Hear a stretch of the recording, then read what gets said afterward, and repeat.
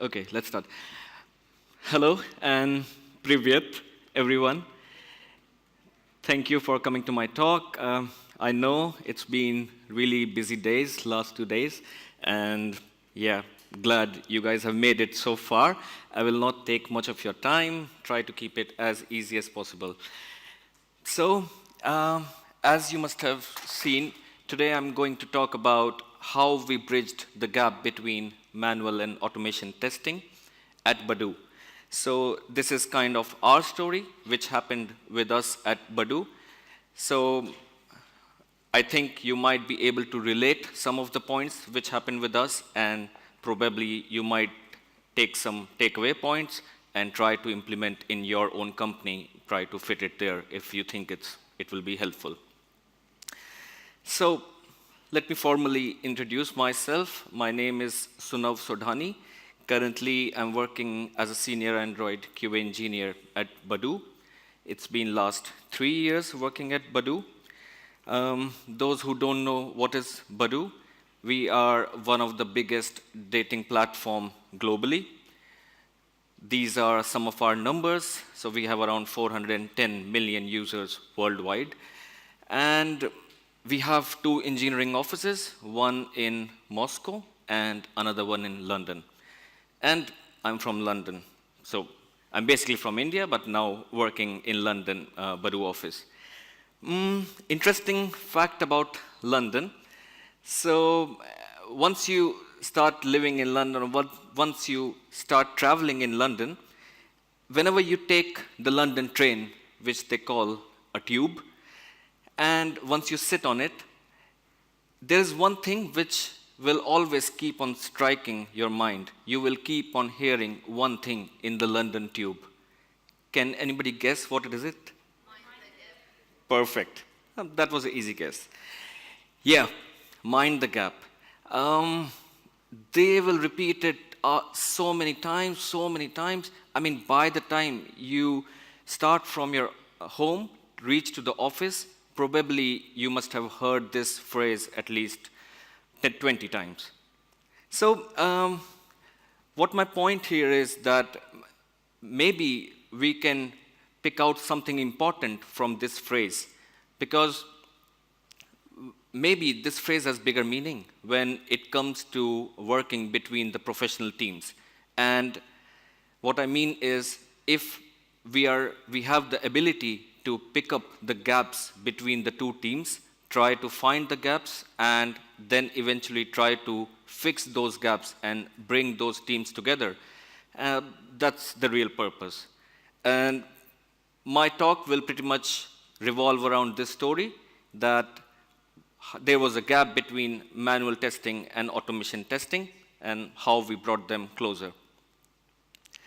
So yeah, manual testers, we have separate manual testing team who are a bunch of exploratory testing specialists, so they are specialized in that. On the other side, we have automation testers who are automation test specialists, and they are on the other team. But since we had these separate teams, the responsibility of these 2 teams also kind of became separate.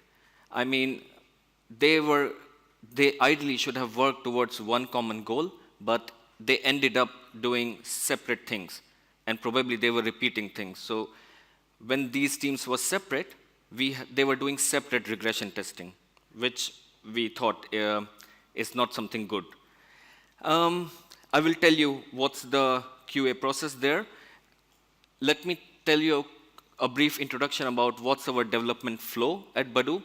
So we have a dev branch where whenever a developer wants to start a new feature, a cool feature, he cuts a feature branch and creates the new feature there, and then he passes this feature branch to a QA. The QA tests this feature branch in the branch itself. If everything is fine, he then merges it to the dev. We also have daily integration branches, which is mainly because to test how 2 separate or 3 separate feature branches, when they are combined together, if they are not causing any problems. So we have a daily integration branches We do a QA cycle on integration branch. Once that is done, we merge it to the master. So we try to keep the master as stable as possible. It also helps us to release at any given point of time in the week. So we have different apps, and because our master is stable and updated with the feature which we last built, we can always pick up a release branch from this master and submit it. Let's talk about the manual QA flow. So, as I told you, we did exploratory testing in 3 different stages. The first stage was branch QA, the second was integration testing, and the third was release testing. Thing to notice, there is no involvement with automation team at all. So we were doing this manually on 3 different stages. Automation was not in the picture. Whereas, let's talk about what was automation test flow. They guys were responsible for automation test. What they used to do, they used to run the test nightly, so which actually gave us the slow results because they decided that they will run the test overnight and only check the test results the next day. So it was giving us quite slow results and definitely a long time. These 2 things, which test to run and when to run them, both of the things were decided by the automation team. So we had no clue that automation team is running which test. I mean, are they any valuable test or not? And only these guys are deciding that when to run them. And because their tests were taking so much time, they decided to run it nightly. So again, no involvement with manual QA. And since there was no involvement with manual QA and automation was also not involved in with manual QA at all, we thought this might not work. We can't, if we try to gap the bridge with this happening, maybe we will end up in a situation like this. So also, one good point was that we cannot deny that the automation was not giving us any advantage. Automation was able to find the regression bugs, but by the time they found the regression bugs, the feature was already in our master branch. So automation found the bug, but the main purpose, they were not able to prevent it, which could have been done in the earlier stages of this feature branch. And because of this, none of the manual QAs especially had no confidence in automation, because they know automation team is doing something, sitting around the corner, they are running tests, but by the time these tests give them results, manual QA tested this feature by themselves manually, and the feature is merged to the next stages. So no confidence. On the other side, another problem was automation team was not able to take any advantage of manual QA's expertise. So manual QAs are the ones who are much more closer to the product, but automation just didn't know how to utilize it. Moreover, not only we realized that there is a gap between manual and automation testers, we realized that developers are also part of this gap. And developers also don't know what automation team is doing. They were kind of blind towards automation. What I mean here is developers had no clue that what kind of advantage they can get from the automation team. So they were, and because the automation tests used to run overnight, they roughly used to take around 4 hours. So none of the developer was interested to have the automation test result for their feature branches. They cannot wait for 4 hours. In the 4 hours, another manual QA must have tested it and the feature progresses further. And because developers did not give any feedback to automation guys just did not improve their their infrastructure. Because automation team was also then blind towards developers. It was kind of a vicious circle, whereas The developer didn't give any feedback to automation, so automation didn't receive it. They never made themselves to improve it. And this is when we realized that if we have to go further, we really have to merge this gap. So how we did it? Different steps were included in bridging the gap, and I'll take you through it. The first main step which we took about it was we alerted our automation team about their infrastructural problems. We wanted to use automation as early as possible in our feature branches to provide us the regression bugs at a very early stage. And to do this, we had to improve the automation test. When we discussed this with the automation team, they took it quite seriously, and they started to put some efforts towards automation. So how we improved the test runtime? They started scaling the infrastructure. They started moving the tests from real device to emulators, or for iOS, simulators. Because the test earlier used to run on functional real devices, they used to take a lot of time. We moved those tests to simulators. We spent more effort in creating device server for both iOS and Android platform. This actually gave us a very good result. The test which we were getting after 4 hours, the results, now just by moving them to emulators, these tests were run in just 20 minutes. And this was when the developers were quite happy, and actually even manual QAs were happy, because now they can wait for 20 minutes, run these tests on their feature branches, and right then and there, they will be able to see the results. And if any bugs, they will try to fix it at that stage only, not leak the bug to the next stages. The second important step, what we took when we tried to bridge this gap. So we started to use manual QA's expertise in automation. We realized that it's the manual QA who are much more closer to the product. Manual QA know what are the potential places where we need to have the automation test.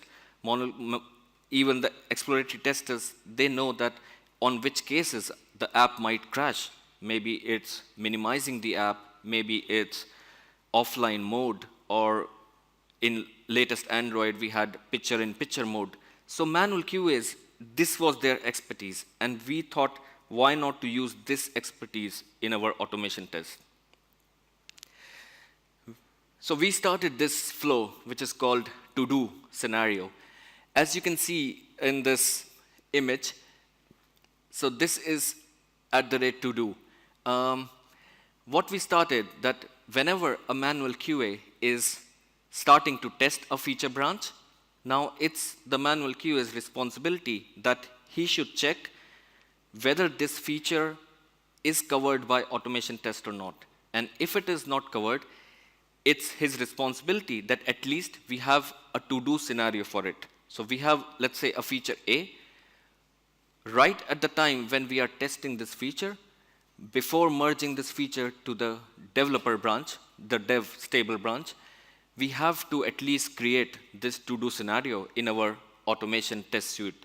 So we have this feature file where we can, you just create a scenario with what you want, what you think as manual QA is important to automate, and you can also mark them with the priorities. So as you can see, we mark them with P1, P2, and P3.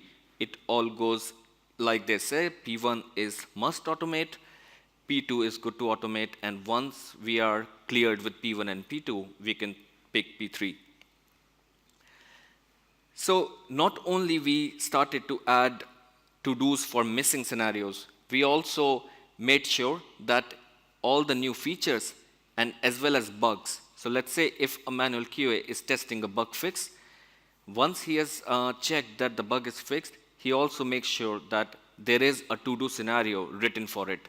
So later, when the automation team or anybody wants to automate the test, they will now pick up the to-do backlog and they will start filtering from the to-do backlog. This actually gave us the answer to two things. One was quality and other was the coverage of test. Because we had a lot of automation test, and let's say automation claims that feature 1 is already covered by automation. But we had examples, then one manual QA came with a very critical bug and said, hey, this feature was automated, as you said, but I still found this bug. Now, these questions, when we made manual QA responsible to create the scenarios which we want to automate, so they started to give more quality to the automation test. And it also increased the automation test coverage. Now we were not just automating anything, but we were automating the correct thing, which is needed for the feature. The third step, which is also very important when I talk about how we bridge the gap, it was we tried to automate the whole process to use more and more automation test.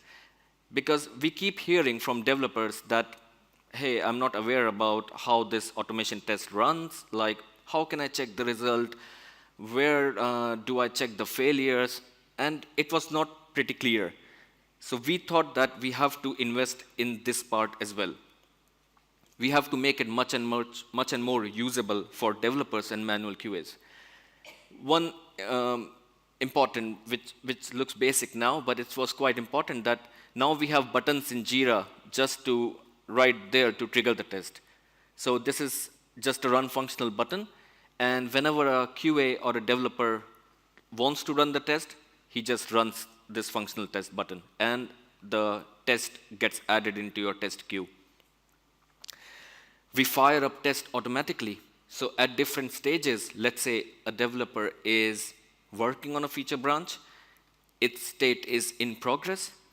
As soon as he moves the ticket to in progress to resolved, the test got fired up automatically. So this was again a part of automatic process.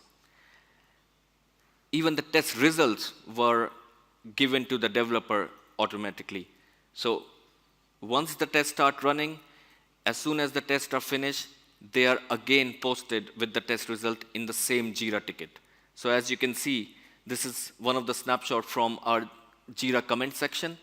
It will show you the broad idea that how many tests are failed, how many are passed, how many are muted, and also we provide a direct link to the test result. Once you click on emulator test, the developer or the manual QA or anyone is just taken to the CI. In our case, it is Team City, and he sees the test results right then and there. Test history is shown very clearly. So this is an example of how we had our the failing test, and as you can see, we gave different let's say tools to the person who tries to analyze the test. You can easily check the test history and try to find that whether this test is broken because of your branch or what is the history of this test. Our automation team helped us with much more interesting tools. Recently, they developed this graphical representation, which just shows a green bar if everything is green. Red means, yeah, something is red.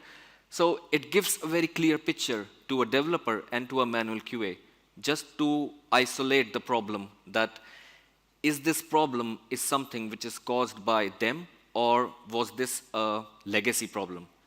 We also show the success rate then and just there to identify what is the success rate of this test.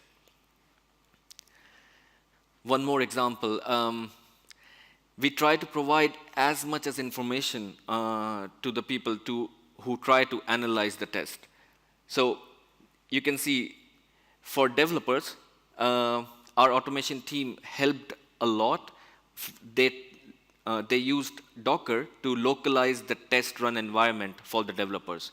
They gave the ability to the developers that once we have Dockerized the environment, you can just run this test locally on your machine. We had a lot of extra information. You can just start with you can see the video, you can see the screenshot, You can have the logcat. Basically, if it is a crash, we just open this logcat and try to find and look for any exception.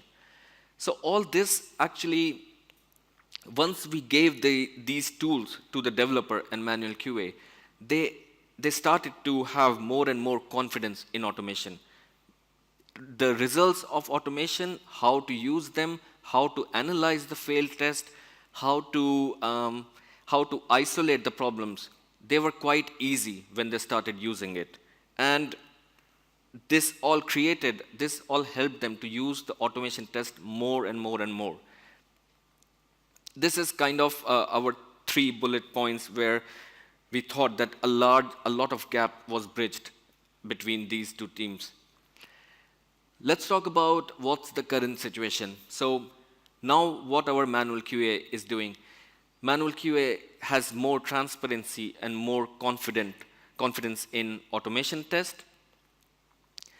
Manual QA, who were earlier had no responsibility of the automation test, now they share the equal responsibility for the health of these automation tests. So we now made sure that it's a manual QA's responsibility to check the automation test result when they are testing any feature branch. So that we check the automation test result then and there. If some automation tests are broken, let's say layout is changed or some locator ID is changed, we try to fix the test then and there and merge with the fixed test with the feature branch. And this is the current scenario of our manual QA team. We are not only analyzing tests, we are able to fix them, and we are also now implementing new test scenarios. So we are contributing a lot in our automation test. This shows us that we are fully involved between both the teams. Both manual and automation QA are kind of working very close to each other. Talking about what's the focus of our automation test team now. So our fantastic automation team still keeps us helping in building new tools. So they still are responsible for the framework improvements. Whenever they have to, let's say, update any tool version, update any device OS to run on latest devices, they still do it. And of course, complex tasks. So whenever we have some complex tasks to automate, let's say the latest example was Badoo launched a live streaming service last year, and it was quite complex, and automation test team really helped us to automate that. Talking about where developers stand now, how they feel about automation. So developers started using more and more automation. They have now more confidence in automation tests now. They start believing in it. Whenever they do any major refactoring of a feature, they simply trust on automation test, because automation test would give them all the regression results. QA no battles are won. So why I say these were the battles, and yeah, if we are having QA no, that means no manual QA, then automation is our only weapon. So sometime back, around 1.5 years back, we started this approach that it's developers' responsibility to test. And we started this QA no approach. By QA no, I don't mean to say that we kind of abandon our developers, but because at our pace, we have to release features and bug fixings very quickly. We do weekly releases, by the way, for both Android and iOS. This approach helped us a lot. By this approach, a developer takes the responsibility that he is the responsible person to take the quality of this feature. And we, as a test team, provide developers a lot information like checklist, wiki pages, some scenarios. We sit with developer, try to help the developer know what are the possible cases where the feature might fail. And most of the powerful weapon is automation.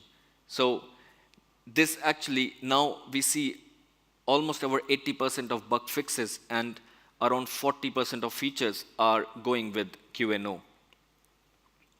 And yeah, in this, what the developer gets, he just watches and trusts. So this was a long process for us, but now, since the developer has the confidence in automation test, so he just trusts it. Let's talk about what are the future plans. So this continued for around some time, and now we have a lot of end-to-end test. This is not something which really makes us very happy. We are happy that we have covered a lot of cases, but we have a lot of tests now. So we have around 1,700 tests which run on both Android and iOS. This includes emulator test, real devices test, payment test, and Badoo is a quite complex app where we have a lot of payment providers. So we have a set of payment tests for it, and we have recently, since last year, Badoo live stream test. But having so many tests, it actually doesn't solve the purpose of our test pyramid. I mean, for us, it's not kind of a test pyramid right now. It actually looks like an hourglass shape. Because we have a set of unit tests, and because we have a lot of end-to-end tests, it looks like this. What we lack is now the layer of integration test. So this is where we are working right now to keep our test pyramid stable. We are heavily working to have an integration test layer so that at the end, our purpose is to start moving the end-to-end test on the lower level, because otherwise the pyramid will not be stable. And this is one of the main future plans which we are already working. The another thing which is our future plan, which has already started, is we extended the manual QA no with automation yes. What this means is that now we want to have the test implemented in parallel with the feature development. So if I try to explain you briefly about it, this happens when, let's say, a developer starts to pick up a new feature. He has a kickoff meeting with all the product, and then the developer and the QA sit together. They try to note down all the test scenarios just in an Excel sheet, that what they want to cover, and then they also think and decide at which test level you want to cover these scenarios. So let's say if I have 20 scenarios, and both will decide that which test can be covered by unit test, which test scenarios can be covered by integration test, and if we still need our end-to-end test, functional test for it, which test will be written by it. So once these test scenarios are developed, then the developer start implementing feature, and parallelly the QA also starts implementing their test. And in the meantime, whatever the QA, it's quite a close sync between developer and QA. The QA tries to ask as many as questions. There are some set of maybe server APIs, some logic, some hack, which they need to put in their automation test, and this is all estimated. But the end result is that whenever a feature is ready for with implementation, our test is also always ready. This approach actually helps us a lot, because it just removes the manual QA from the further stages.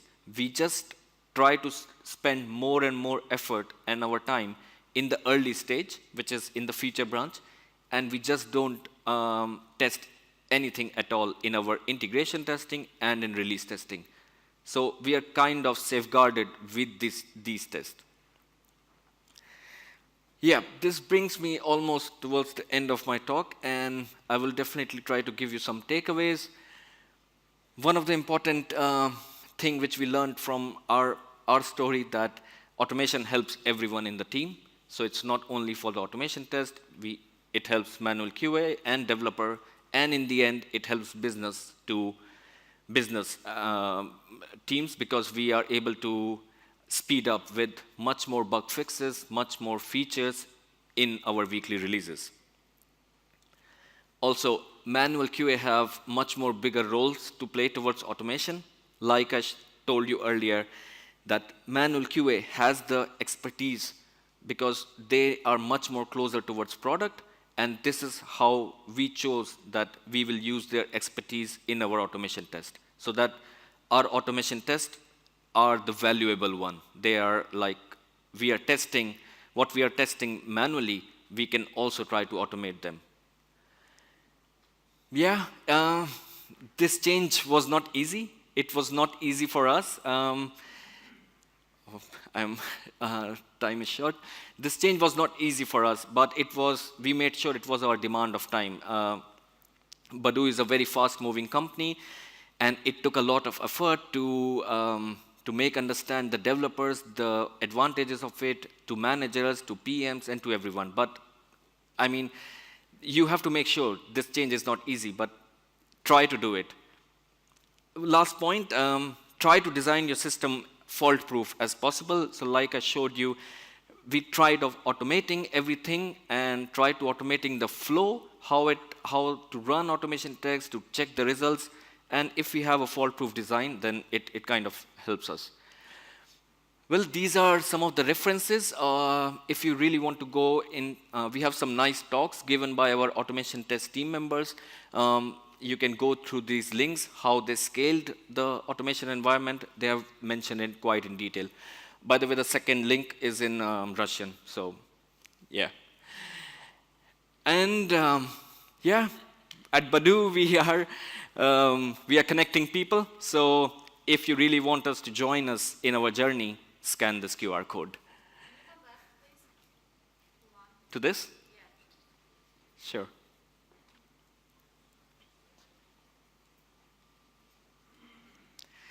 That's it. Thank you, guys.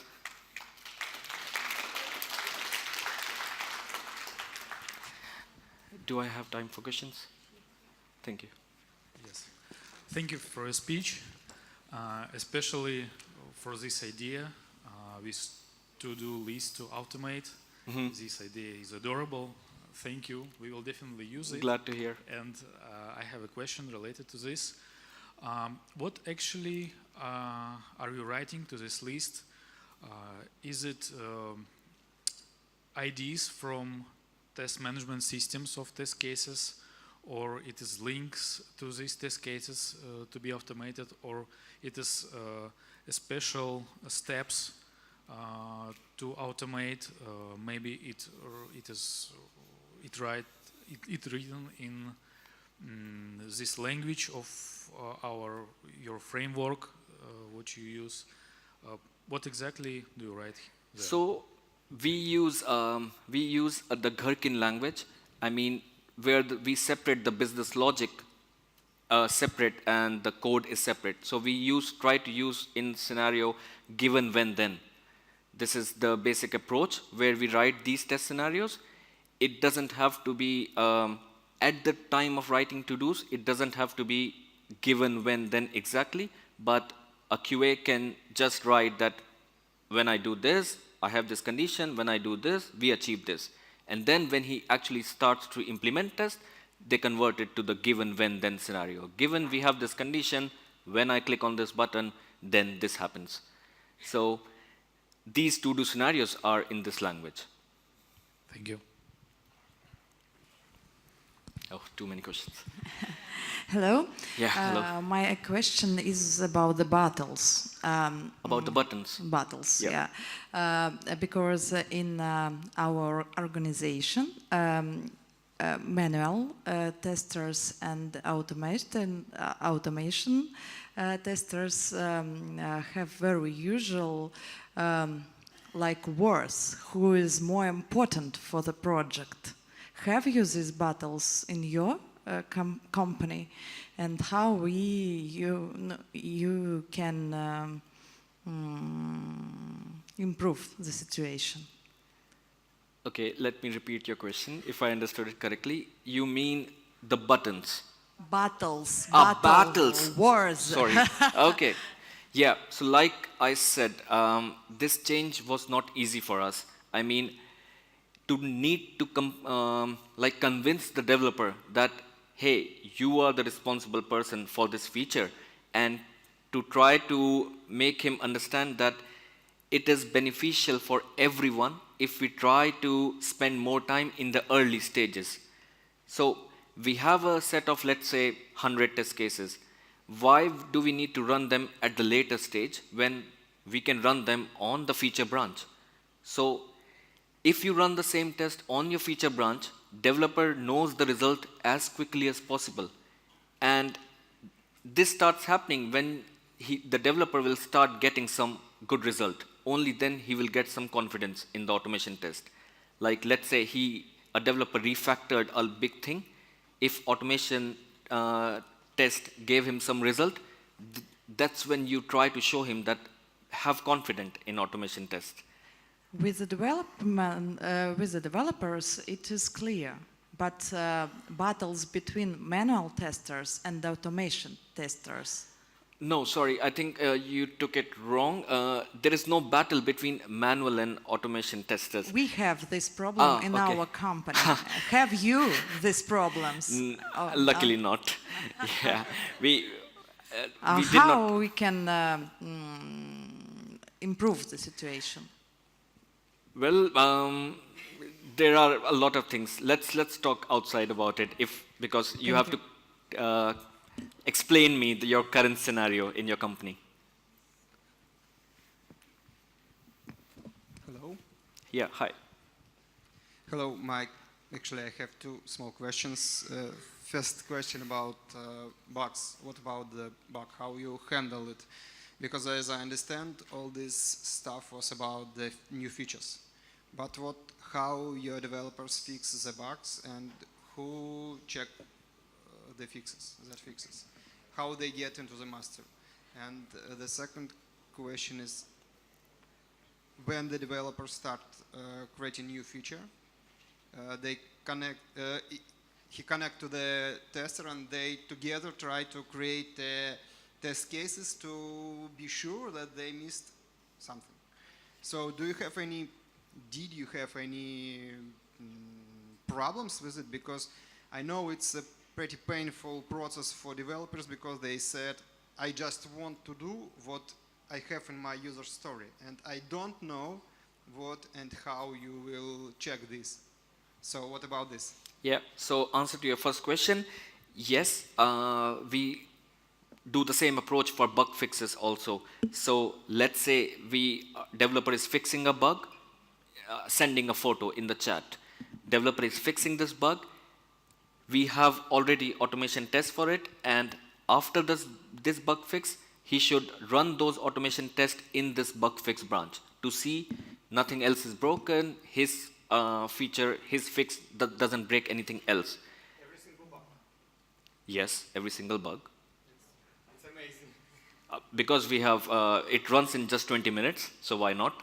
20 minutes is fine because we are not leaking this bug to the next stages then. So, yeah. And answering to your second question, sorry, can you repeat? It was about how about the test cases. Testers, how test cases can be done. So there are two different stages in it.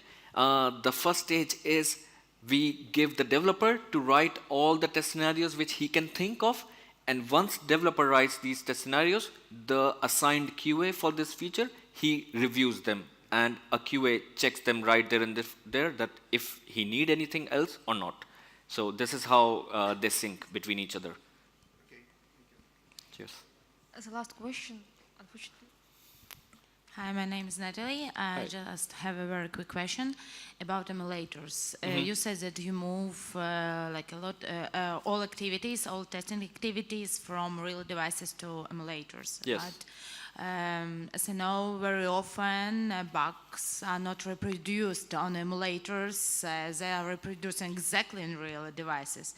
So how can you be sure that, okay, 20 minutes is okay, but you can miss something very important? As I had a few times, because we also checked on emulators and they are reproducing on real devices. Yeah, I got your point. So this also was decided after having some experience on it. So we we made sure, we realized that we had a lot of tests which gave us the same result on emulator and real devices. We still have tests on real devices, like all the tests related to deep links, push notifications, we have them on real devices, which we try to run overnight. But, so we kind of separated them. I mean, we know that this component of our app works the same on real device, works the same on emulator. So if you want to have the regression test result fast, you have to have that thing. This is how we separated. Thank you. The best question was? The best question was, so yeah, one to this lady. And I can give one to this gentleman as well. Cool, thank you guys.